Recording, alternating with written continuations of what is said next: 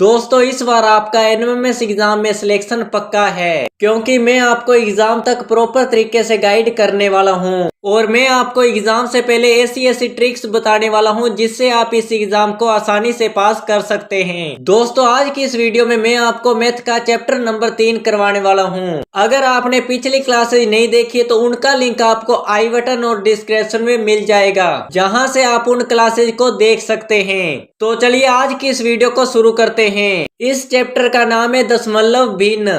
तो चलिए दोस्तों हम इन क्वेश्चनों का सलूशन करते हैं और देखते हैं कि इनका सलूशन कैसे होता है। क्वेश्चन नंबर 1, 0.5 का साधारण भिन्न में मान होगा। तो दोस्तों साधारण भिन्न यहाँ पे लिखते हैं तो 0.5। तो दोस्तों यहाँ पे अगर हम पॉइंट हटाते तो आप सभी जानते हैं कि एक जीरो, यानी दोस्तों पॉइंट के बाद एक अंक है तो बटा में एक जीरो लगेगा। अगर पॉइंट के बाद दो अंक है तो बटा में दो जीरो लगेंगे। ये तो आप सभी को पता होगा। तो दोस्तों यहाँ पे अगर हम काटते हैं तो यहाँ पे 5 एकम 5 और 5 दूना 10। तो दोस्तों आप आसानी से देख सकते हैं कि 1/2 इसका सही आंसर होगा। तो दोस्तों यह मतलब होता है दशमलव भिन्न का।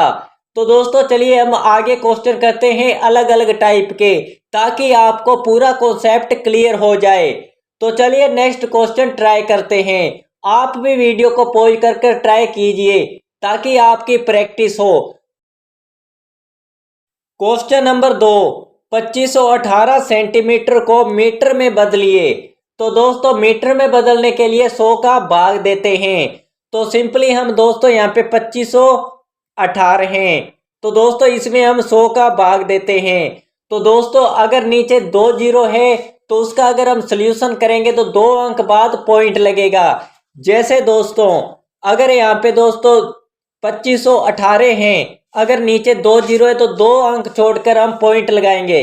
जैसे दोस्तों 2518 हैं तो दोस्तों 1 2 2 जीरो है तो यहाँ पे 1 2 अंक छोड़कर यहाँ पे पॉइंट।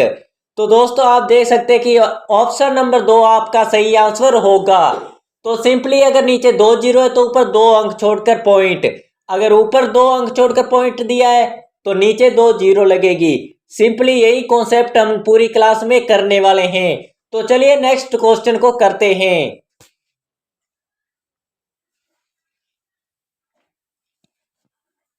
क्वेश्चन नंबर 3, एक संख्या का 1/7 भाग उसके 1/11 भाग से 120 अधिक है, तो संख्या ज्ञात करो।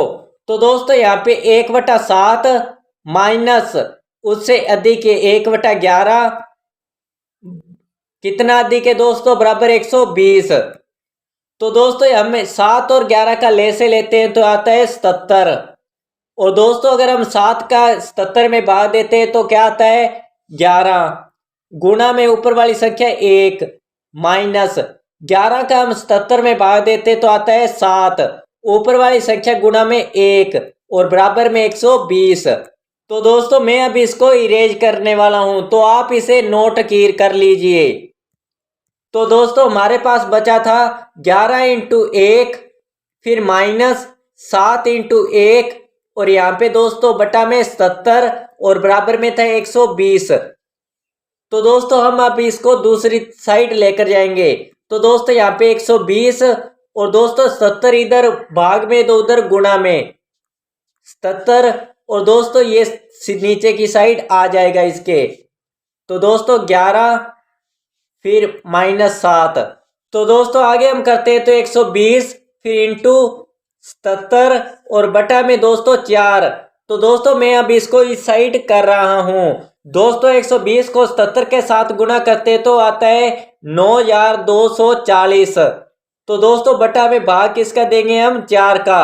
तो दोस्तों 9240 के अंदर अगर हम 4 का भाग देते तो हमारा आंसर आता है 2310। तो दोस्तों ऑप्शन नंबर 2 आपका सही आंसर होगा। सिंपली इस तरीके से अगर आप क्वेश्चन को करते हैं तो आप इसको आसानी से कर सकते हैं। तो दोस्तों आप इस वीडियो को पूरा देखना, वीडियो को पूरा देखने के बाद आप बिल्कुल भी नहीं मिस्टेक करने वाले। तो दोस्तों मैथ के अंदर आप भी कहेंगे ये तो मैं आसानी से कर दूंगा। तो चलिए दोस्तों नेक्स्ट क्वेश्चन को करते हैं नए अंदाज के साथ। Question number 4, 0 point into 0 point into 0 point minus 0 point into 0.01 into 0.01 का मान ज्ञात करो। तो दोस्तों ये सही क्वेश्चन मैंने पिछली क्लास में भी करवाया है, अगर आप पिछली क्लासेस देखी है तो चलिए दोस्तों इसका भी सल्यूशन मैं आपको आसान तरीके के साथ बताता हूं।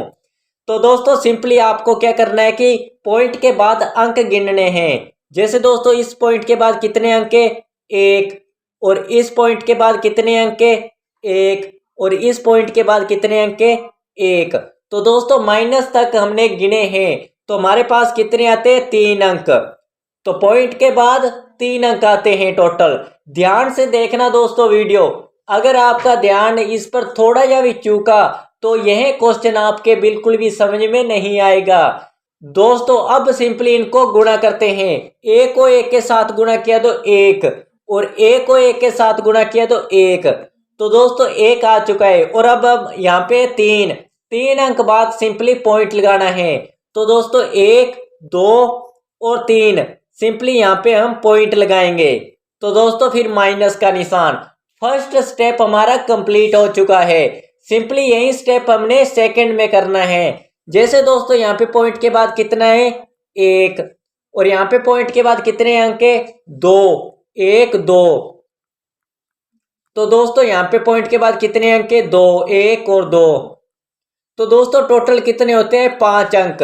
सिंपली हमें क्या करना है कि गुणा करने के बाद 5 अंक बाद पॉइंट लगाना है।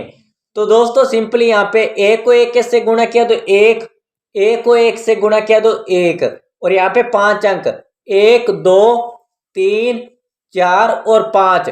सिंपली यहाँ पे हम पॉइंट लगाएंगे। अब बात आती है माइनस करने की। तो दोस्तों माइनस में भी काफी स्टूडेंट मिस्टेक करते हैं, लेकिन इस वीडियो को देखने के बाद आप कोई भी मिस्टेक नहीं करेंगे। तो चलिए दोस्तों हम इसको माइनस करने का तरीका बताता हूं। तो दोस्तों यहाँ पे आप लिखोगे 0.01, और नीचे दोस्तों माइनस करते हैं तो 0.00001। तो दोस्तों इसके ऊपर कुछ नहीं तो यहाँ पे 0, इसके ऊपर कुछ नहीं है तो यहाँ पे 0। सिंपली अब हम इसे माइनस करते हैं। तो दोस्तों इधर से हम आंसर लेते तो यहाँ पे 10, और इधर से हम आंसर लेते तो यहाँ पे 10। तो दोस्तों यहाँ पे 10 और यहाँ पे बचा 9, यहाँ पे भी, यहाँ पे 0। तो दोस्तों 0 में से 1 घटाते तो यहाँ पे 9। तो दोस्तों यहाँ पे 9। तो दोस्तों यहाँ पे 0, यहाँ पे 0, यहाँ पे 0, फिर पॉइंट। तो दोस्तों आप देख सकते हैं कि ऑप्शन नंबर 1 आपका सही आंसर होगा, लेकिन दोस्तों इसमें से एक ये 9 नहीं है। तो दोस्तों आपका आंसर है 0.0009। तो दोस्तों ये था आपका आंसर, और इस तरीके से पॉइंट वाले सवालों का गुणा और पॉइंट वाले सवालों का माइनस करते हैं। तो चलिए नेक्स्ट क्वेश्चन को देखते हैं नए तरीके के साथ। क्वेश्चन नंबर 5, 425/100 का भाग पूर्णांश तथा दशमलवांश के रूप में होगा। तो दोस्तों सिंपली मैंने आपको पिछला तरीका बताया था कि अगर बटा में 2 जीरो है तो 2 अंक बाद पॉइंट, अगर 3 जीरो है तो 3 अंक बाद पॉइंट, अगर पॉइंट के बाद 1 अंक है तो बटा में 1 जीरो, पॉइंट के बाद 2 अंक है तो बटा में 2 जीरो। सिंपली वही स्टेप हम फॉलो करते हैं। तो यहाँ पे ऊपर लिखा है 425।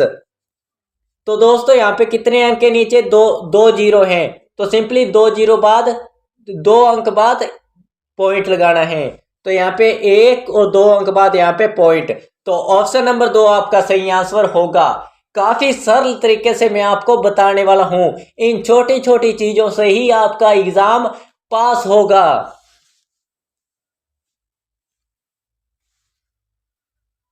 दोस्तों क्वेश्चन नंबर 6 और क्वेश्चन नंबर 7 आप इस वीडियो को यहीं पर पॉज कर इसका सलूशन कीजिए, क्योंकि दोस्तों अब आपके पास है प्रैक्टिस का टाइम। जितनी आप प्रैक्टिस करेंगे उतना ही आपको आपके एग्जाम में बेनिफिट होगा। तो दोस्तों जल्दी से इन क्वेश्चनों की प्रैक्टिस कीजिए और इनका आंसर आप कमेंट में बताइए। क्वेश्चन नंबर 14 है। तो दोस्तों मैं आपको सिंपली वही क्वेश्चन करवाने वाला हूं जो आपके एग्जाम में आ सकते हैं, इसलिए दोस्तों मैं कई क्वेश्चनों को स्किप कर रहा हूं, क्योंकि आपके पास अभी टाइम बिल्कुल भी नहीं है। तो आपके एग्जाम से पहले ज़्यादा से ज़्यादा क्वेश्चन करवाए ताकि आपको प्रैक्टिस हो। तो चलिए इसका सोल्यूशन करते हैं। सिंपली दोस्तों इस पॉइंट को हटाते हैं तो नीचे आएगा बटा में 1 2 3, पॉइंट के बाद 3 अंक है तो बटा में 3 अंक 3 जीरो गुणा, फिर यहाँ पे दोस्तों 0 7, और दोस्तों ये पॉइंट हटाते हैं तो नीचे पॉइंट के बाद 2 अंक है तो 2 जीरो। सिंपली दोस्तों आपको ऐसे करना है कि पहले पॉइंट वाली इस पॉइंट को नीचे कर देना है, उसके बाद आप सिंपली इसको मल्टीप्लाई करेंगे 6, तो दोस्तों यहाँ पे 6 ट्रिपल 0 4 इंटू 7, तो दोस्तों अब यहाँ पे हम इसको गुणा करते हैं 7 के, तो दोस्तों यहाँ पे अब गुणा करने पे आता है 42,028 आता है। तो दोस्तों अब सिंपली आपको क्या करना है कि यहाँ पे क्या है, कितनी जीरो है नीचे, 1 2 3 4 5, 5 जीरो है तो आप सिंपली 5 अंक बाद पॉइंट लगाएंगे, 1 2 3 4 5, तो यहाँ पे आप पॉइंट लगा देंगे 4.2002 आपका आंसर है।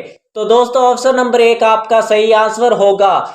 सेम सिंपल तरीके से मैं आपको करवा रहा हूं, और आपके एग्जाम से पहले मैं आपको कुछ मॉडल पेपर भी करवाने वाला हूं जिसमें से सेम क्वेश्चन आपके एग्जाम में देखने को मिलेंगे। तो इसके लिए अभी इस चैनल को सब्सक्राइब करें और बेल आइकन को प्रेस कर लें।